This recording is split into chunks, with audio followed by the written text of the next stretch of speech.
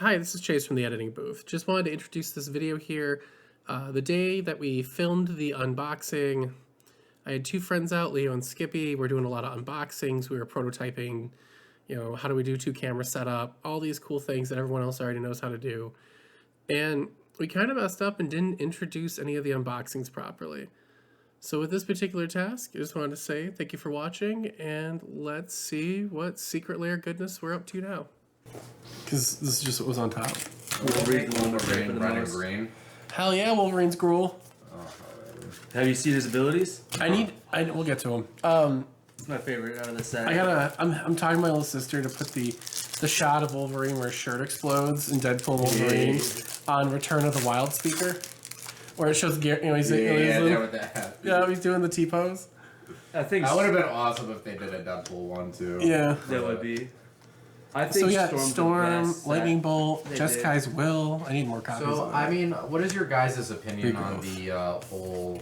IP stuff with Magic the Gathering, and do you believe that Magic is losing its identity as a card game? With Universes Beyond, you mean? Yeah, with the whole Universes Beyond and all that kind of stuff, or do you think it adds more? Personally, I love it because to me, this is my biggest hobby, right? This is what I enjoy playing the most. This is how I communicate with my friends. I don't need to see you every day, but once a month, every 2 months, whatever, if we get together to play cards. Commander takes hours, right? Yeah. So if my friends are not interested in regular Magic right away, maybe they love Assassin's Creed. Regrowth again. Right, so that gives me dude. Storm's probably the most busted one. Assassin's Creed to get you into Magic, or maybe you're a Lord of the Rings fan. So that makes you more intrigued into the Magic. Yeah, I like the... I forgot there's Mana Phase in here too. Oh, no shit. Dude, Storm is overpowered. Yeah, her Secret Lair is busted. Hers is the best set. Oh, God. Oh, God. Oh, God. And then here's a Jesse's Will. Destroy Target Land. Oh, God. Yeah, I need to... Yeah, that's a sick-ass artwork. Destroy Target Land's gonna piss me off if Jake gets a hold of one of those and destroys... yeah, dude, she just has Storm on her card. Yeah. Everyone's geeking out on making, Storm decks. Yeah. And, it's not gonna be fun playing against her. As far as the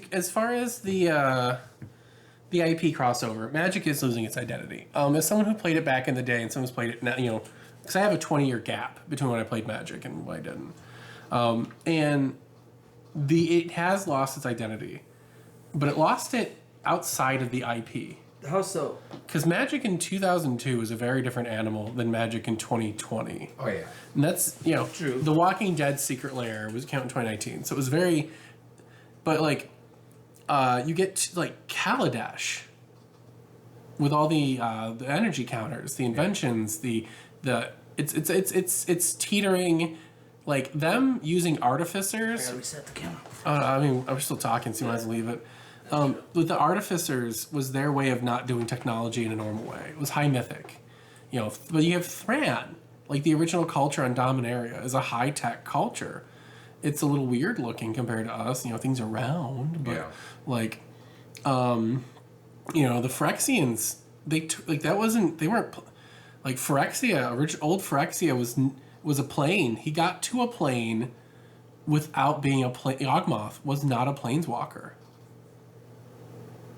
Right. Yeah. So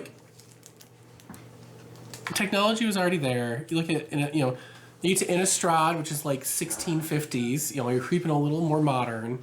You've got Kaladesh, it's all artificers. We've flying machines, for fuck's sake. Yeah. Then you get to 2022, which by that point we'd had the Walking Dead Secret Lair, the Stranger Things Secret Lair, My Little Pony. No, yeah, 2021. No, My Little Pony was 2019, 2017, 2018. 2019, I think. There was a Hasbro con or something. Yeah. And then, so 2023 you got Transformers, 2024, 2022 you got Transformers and Brothers War, you got Jurassic Park. The other IPs, so Magic had already lost its identity 2 or 3 times. So, because when I got in, I started really playing again in 2021. It was with D&D. D&D felt more like Magic than some of these other planes, like Kamigawa, which was Cyberpunk. Yeah. And Ikoria was like just jungle set, monster set. Like it doesn't feel like Magic, even though it's like technically it's a fantasy savage. Was it the Salvage Lands from fucking X-Men? So I do think Magic has lost its identity, but I think it's lost it in atypical ways. Like I think back to when they talk about like the old Spellslinger decks, like using a creature to win in a Pro Tour. What is this? That's weird. Yeah. And eventually they became spells with legs. Was the joke about all the legendary creatures. So Magic has lost its identity. I do think the IP crossover dilutes the fantasy part of it. But whenever someone goes like, well, I mean, it's kind of weird to see SpongeBob fight Iron Man. And I'm like, I'm in. And Kato wasn't weird? I mean, to me, it's like turning into a Budokai Tenkaichi 3 mod, Right. Where you have like John Wick versus Lightning McQueen, bro. And I do think that's a line. Having a varied, because eventually they ran out of ideas for planes. Yeah. New Capenna, right? I love New Capenna. New Capenna is my home. New Capenna is 1920s crime families with like fantasy creatures, but because it's still in the Magic art, it still came from the Magic writers, and it still had the Magic tropes. It felt more like Magic than just say SpongeBob. Yeah. Just like. So I do think there is it's lost its identity by doing all these crazy planes, but it's still not Budokai Tenkaichi 3. Yeah. I think personally, if they, like for example, like with the Captain America cards and like Wolverine and stuff like that, like if they just made them to where they were like the other cards in the set where it's just like a re-art of something rather than something new. Like don't get me wrong, with Commander it's like it's all about personalization, right? Like, That's why I like for those watching, like I'm a CEDH player and I run a Shurikai deck, but like my Shurikai I have a Ava 1 proxy. It's a very Neon Genesis kind of theme with it, if they did something like that, I'd be more okay with it. I think because the original, because they were all secret layers, they were reprints. So if it was standard leave, it wasn't. It didn't. It just depended. Yeah. Because like the first official Universe Beyond sealed product that wasn't a secret layer was the Warhammer 40k decks for Commander, and they were just decks. And then the next thing was Lord of the Rings, and that was modern legal. But Lord of the Rings is still the Lord of the Rings set, because it's a fantasy, felt more like Magic than Marvel. So I think Lord of the Rings gets a pass. Yeah. I also think Game of Thrones would get a pass.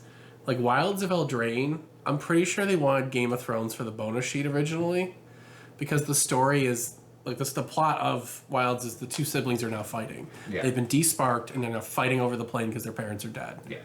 And it has very, it's because it's like it's European medieval storybook, like Brothers Grimm is the theme of Eldraine.